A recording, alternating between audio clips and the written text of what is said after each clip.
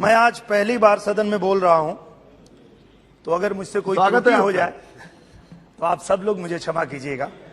पिछले 5 दशक से करोड़ों भोजपुरी भाषी एक आस लगाए बैठे हैं कि भोजपुरी को संवैधानिक दर्जा मिले, उसे संविधान की 8वीं अनुसूची में शामिल किया जाए। लेकिन भोजपुरी का इंतजार खत्म नहीं हो रहा है। हाल में सांसद बने भोजपुरी के सुपरस्टार दिनेश लाल निरहुआ ने लोकसभा में अपना पहला भाषण दिया और लोकसभा में अपने पहले ही भाषण से अपनी धाक जमा दी। अपने पहले भाषण में दिनेश लाल निरहुआ ने वो मुद्दा उठाया जो सालों से कई भोजपुरी बोलने वाले क्षेत्र के लोगों के दिल में था और इस मुद्दे को उठाते ही वो छा गए, जिसके बाद से ही निरहुआ का ये भाषण सोशल मीडिया पर काफी वायरल हो रहा है। आप भी देखिए निरहुआ का ये पहला भाषण और दीजिए अपनी राय।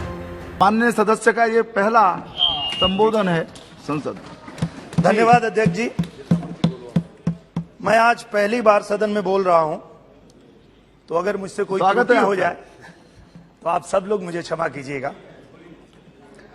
माननीय अध्यक्ष जी, कहा जाता है कि भाषा हमारे अस्तित्व का मूल है।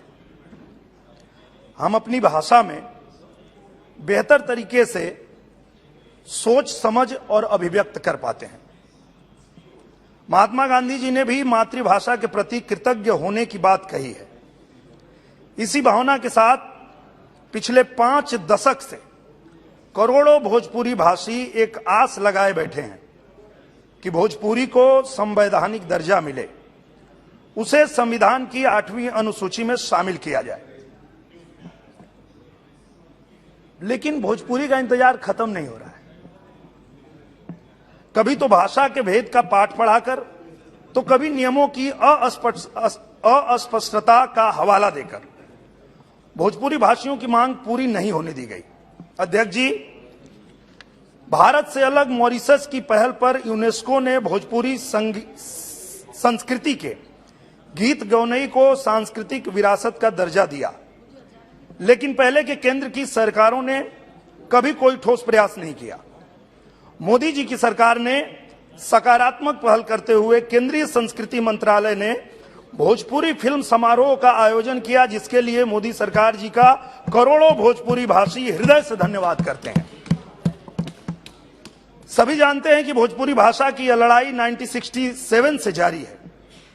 1960 में पहली बार इसके लिए बिल लाया गया।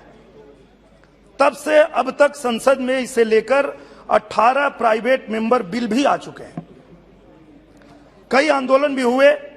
16 देशों में बोली जाने वाली भाषा, जिसकी जड़ें लगभग 1000 साल पुरानी है, जिसको भारत से बाहर कई देश स्वीकार कर चुके हैं, जिसको यूनेस्को सम्मान दे रहा है, क्या इस भाषा को अपने देश में संवैधानिक दर्जा का हक नहीं है? अध्यक्ष जी,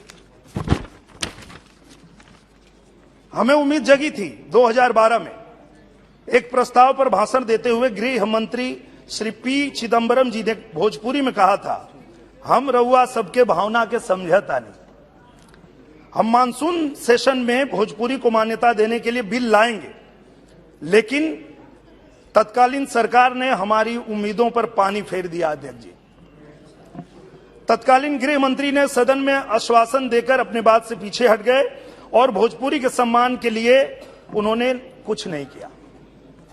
अब मोदी जी की सरकार है जो असंभव को संभव करने के लिए जानी जाती है। मुझे पूरा विश्वास है कि अब तक जो संभव नहीं हो पाया वो मोदी जी की सरकार में जरूर संभव होगा।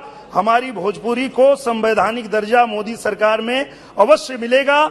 माननीय अध्यक्ष जी, हमें पूरा भरोसा है कि सदन मेरी बातों को गंभीरता से विचार करेगा। आपने मुझे इतना समय दिया और सम्मानित सदस्य साथियों ने सुना, इसके लिए मैं सभी का बहुत बहुत आभार व्यक्त करता हूं। जय भारत, जय Bhojpuri. The Blackboard, Best Coaching Institute of Ranchi। क्या आप 10 से 20 हजार रुपए महीना अपने घर पर रहकर कमाना चाहते हैं? तो खोलें मिनी बैंक। अपने एरिया के लोगों को दे बैंकिंग सर्विस। सभी बैंकों का आधार कार्ड से निकासी, एटीएम से निकासी, सभी कंपनियों के mobile, DTH, recharge, pan card जैसे अनेकों सर्विस। CSP ID के लिए कॉल करें 7726006565 पर।